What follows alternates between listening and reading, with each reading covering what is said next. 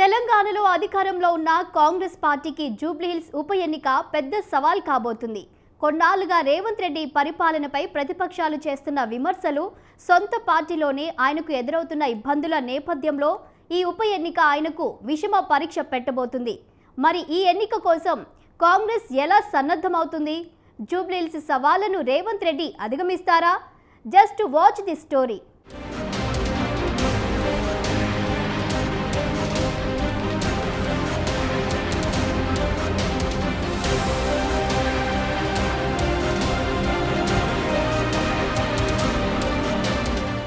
జూబ్లీహిల్స్ ఉప ఎన్నికను CM Revanth Reddy serious గా తీసుకున్నారా?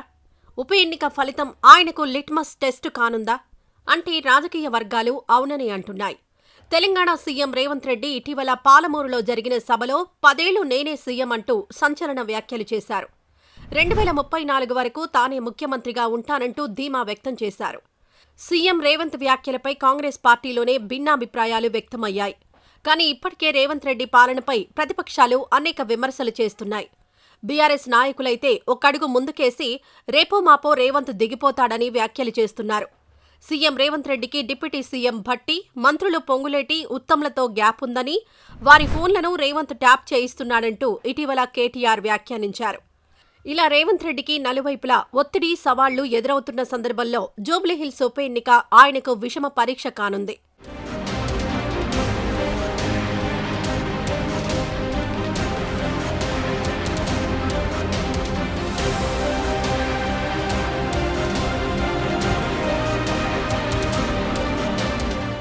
Jubilee Hills BRS sitting MLA Maganti Gopinath ఆకస్మిక మరణంతో ఆ నియోజకవర్గంలో ఉప ఎన్నిక తప్పనిసరైంది. ఇప్పటికే ఆ సీటు ఖాళీ అయినట్లు అసెంబ్లీ కార్యదర్శి గెజిట్ విడుదల చేశారు.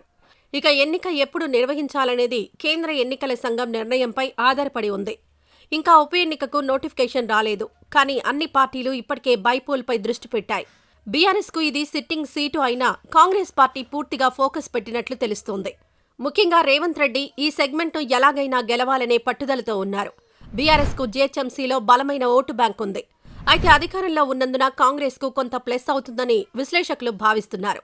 దీన్నే సీఎం రేవంత్ రెడ్డి కూడా అడ్వాంటేజ్ కింద తీసుకుని తప్పకుండా ఇక్కడ గెలిచి తీరాలని భావిస్తున్నారు.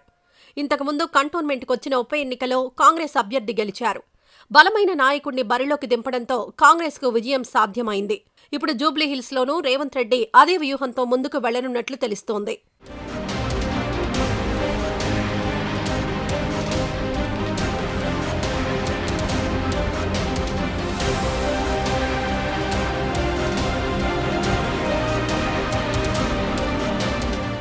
జూబ్లీహిల్స్ ఉప ఎన్నికలో గెలవడం ద్వారా ప్రతిపక్షం బీఆర్ఎస్తో పాటు స్వపక్షంలో ఉన్న శత్రువులకు కూడా బలమైన సందేశాన్ని పంపాలని సీఎం రేవంత్ రెడ్డి భావిస్తున్నారట. పైగా ఈ గెలుపు వల్ల జీహెచ్ఎంసీ ఎన్నికల్లో లబ్ధి పొందాలని సీఎం రేవంత్ అంచనా వేస్తున్నారట. అయితే ఇక్కడ టికెట్ ఎవరికి ఇవ్వాలనే విషయంలోనే కాంగ్రెస్ పార్టీ తర్జన భర్జన పడుతోంది. 2023 ఎన్నికల్లో కాంగ్రెస్ టికెట్పై పోటీ చేసిన మాజీ క్రికెటర్ అజారుద్దీన్ 16,000 పైచిలుకు ఓట్లతో ఓడిపోయారు. ఎంఐఎంకు చెందిన నవీన్ యాదవ్ను కాంగ్రెస్లోకి తీసుకున్నా సరే అజారుద్దీన్ ఓటమి పాలవక తప్పలేదు. అయితే తనకు మరోసారి టికెట్ ఇవ్వాలని అజారుద్దీన్ పట్టుబడుతున్నారట. మరోవైపు నవీన్ యాదవ్ కూడా తనకు టికెట్ కేటాయించాలని కోరుతున్నారు. గత ఎన్నికల్లో అధిష్టానం సూచన మేరకు అజారుద్దీన్కు మద్దతిచ్చాను.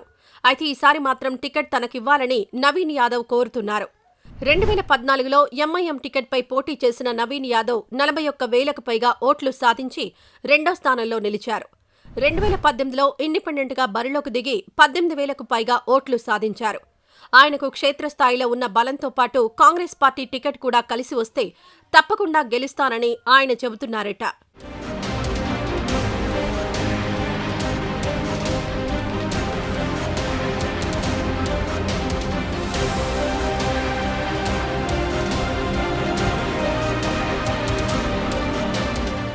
ఇక కాంగ్రెస్ పార్టీ టికెట్ కోసం విజయారెడ్డి, మాజీ డిప్యూటీ మేయర్ బాబా ఫసీయుద్దీన్ కూడా ప్రయత్నిస్తున్నారు. అయితే విజయారెడ్డి 2023 ఎన్నికల్లో ఖైరతాబాద్ నుంచి పోటీ చేసి ఓడిపోయారు.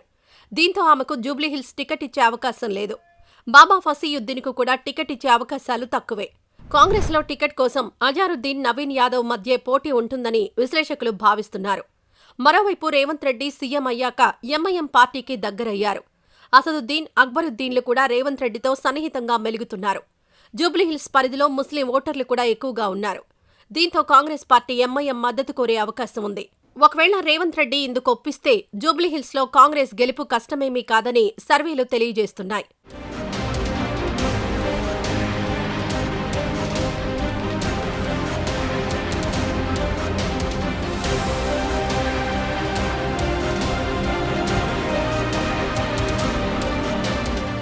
ఇప్పటికే జూబ్లీహిల్స్ ఉప ఎన్నిక విషయంలో సీఎం రేవంత్ రెడ్డితో పాటు పీసీసీ చీఫ్ మహేష్ గౌడ్ ప్రత్యేక శ్రద్ధ పెట్టారట. అభ్యర్థి ఎంపిక అంశమే కాకుండా ఎంఐఎం మద్దతు విషయంలో కూడా ఎప్పటికప్పుడు చర్చలు జరుపుతున్నట్లు తెలిసిందే. అభ్యర్థి విషయంలోనే ఎక్కువ కేర్ తీసుకుంటున్నట్లు కాంగ్రెస్ వర్గాలు చెబుతున్నాయి. మరోవైపు ప్రతిపక్ష బీఆర్ఎస్ కూడా తమ సిట్టింగ్ సీటును వదులుకోవడానికి సిద్ధంగా లేదు. అర్బన్ ఏరియాలో తమకున్న బలమైన ఓటు బ్యాంకును ఉపయోగించుకుని ఎలాగైనా కాంగ్రెస్ను ఓడించాలని, ఆ విధంగా సీఎం రేవంత్ రెడ్డిని దెబ్బకొట్టాలని వ్యూహం సిద్ధం చేస్తోందట. నిత్యం బీఆర్ఎస్ పార్టీపై, కేసీఆర్పై విమర్శలు, ఆరోపణలు చేస్తున్న సీఎం రేవంత్ రెడ్డికి చెక్ పెట్టాలంటే జూబ్లీహిల్స్లో తప్పకుండా గెలిచి తీరాలని working president KTR భావిస్తున్నారట. Jubilee Hills bypoll విజయం వల్ల క్యాడర్లో కూడా ఉత్సాహం వస్తుందని కేటీఆర్ భావిస్తున్నారు. ఏదేమైనా జూబ్లీహిల్స్ గెలుపు సీఎం రేవంత్ రెడ్డికే చాలా ముఖ్యమైనది. ఈ ఉప ఎన్నిక ఖచ్చితంగా ఆయనకు విషమ పరీక్షే. మరి ఈ పరీక్షలో సీఎం రేవంత్ రెడ్డి గెలుస్తారా లేదా చూడాలి.